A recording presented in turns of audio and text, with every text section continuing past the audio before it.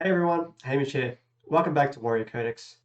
So, what I want to talk about today is a skill that I believe elite athletes and highly trained individuals have, and that is the skill of knowing your body. So, what do I mean by that? Well, this could be something as simple as knowing the various stress levels that your body can take before it is overloaded, knowing your body's energy systems, so your aerobic capacity and your anaerobic capacity, to find out where your breaking point may be, but also knowing how your body reacts to certain stimulations or environments. The one I want to specifically focus on today is that of the energy systems. So the two main energy systems are your aerobic and your anaerobic. So the aerobic system is your body taking in oxygen through the lungs into the bloodstream in order to supply energy to the organs and muscles for the activities that they need to perform. Anaerobic is the energy system which utilizes energy stored within the muscles to perform the contractions that are needed. And these are generally used for high intensities or times where extreme amounts of force are required in a very short amount of time. So aerobic can be very long and extended in terms of the energy system's output, and anaerobic is very short. What I'm going to talk about now is actually how to tell when your body reaches that changeover point between aerobic and anaerobic. Being able to know that specific point that your body reaches that is part of this skill that the elite and highly trained individuals have. They can tell when they go from that long continuous system to that short powerful system, and being able to then manipulate themselves through their heart rate and their breathing to be able to stay in the lower system, move into the higher system, or move back into the lower system. So I'm going to show you an example now of a 5K run that I did.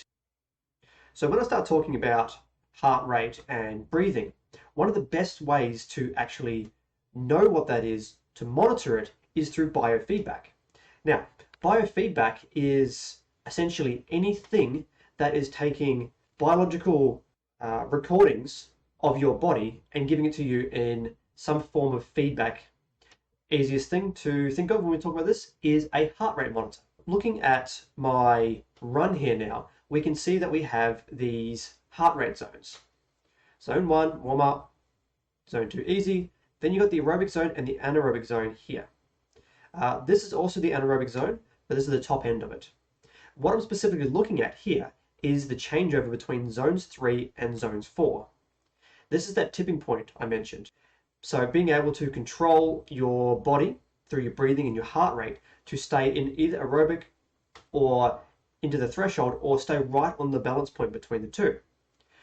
So this 5K run that I went for, my goal for the run was not to finish it in a certain amount of time, but to complete the entire 5 kilometers without stopping while trying to maintain my heart rate in the aerobic zone as much as possible. We can see from this data here, I did actually spend 61% of the time in the threshold zone and 35% of the time in the aerobic zone. Interesting thing though, you can see that the threshold zone, this anaerobic tipping point, starts at 151 beats per minute. This is the heart rate. If I now switch over to the other screen of my data, I'll scroll down now and I'll show you this here, average heart rate. So this shows that for that 5K run, for the duration, which for me was 25 minutes 35 that I spent recording my run. So I did spend a fair bit of time in the threshold, as we saw from the other chart. But overall, the average I had was 151, which was right on that tipping point. So my goal for my run, I would say that I actually achieved. For the next run that I'm going to complete, I'm going to do the same thing, same 5 kilometers, same track, and once again try to keep my heart rate in this aerobic or high aerobic zone just before it goes into threshold. Try and keep this average here. Maybe try and reduce my maximum this time around. By doing this, what I'm essentially doing is I'm learning, I'm listening to my body while I'm running. I'm learning what this tipping point is between aerobic and anaerobic. And this is the best way of doing it. If you have a heart rate monitor, go for a run. And I recommend a run because if you get yourself into a nice steady rhythm, it almost becomes kind of like a meditative exercise. You start to be able to just feel and think about what's going on inside your body. And you'll start to notice as soon as you start fatiguing, as soon as you start feeling the fatigue in the muscles and the breath starts to rise, that's a good indication you might be moving to the threshold zone. Take a look at your watch, see what your heart rate is, and if it is, you're now starting to learn what your tipping point is. The more you do this, the better you'll get at it. And this is interesting when it comes back to something like a sparring or fighting or competition. You don't have the ability to check your heart rate. So the only thing you can go on is your intuition by actually knowing what your body is capable of and knowing how to tell what kind of state your body's in at any given moment. So this is good. Another example would be when I completed my black belt grading for my karate, we had to do a total of 40 1-minute rounds of sparring. So it was 1 minute and we did 10 rounds of boxing, and your only break between your rounds was the time it took for the next person to come in to start punching you. So you had 10 or 15 seconds, so 1 minute and then about 10 seconds, and that repeated 10 times. We then repeated another 10, which allowed for both kicking and punching. So it ended up being around 20 minutes plus the in and out break times, about 25 minutes total of non-stop exercise. Now, throughout this entire process, through knowing my own body, I was able to monitor and manage things like my power output, my movement speed, manage my heart rate and my breathing, so that I could keep myself in that aerobic zone for the entire duration.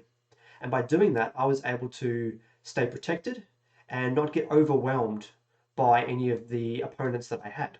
To finish this off, I suggest if you are interested in trying to get started with learning these kind of things about your body so that you can utilize them when you need to, try this. Try getting a heart rate monitor, going for a run, and keeping a nice steady pace.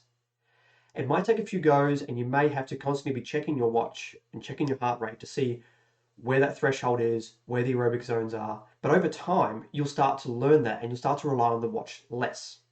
But it's just a great way of getting started.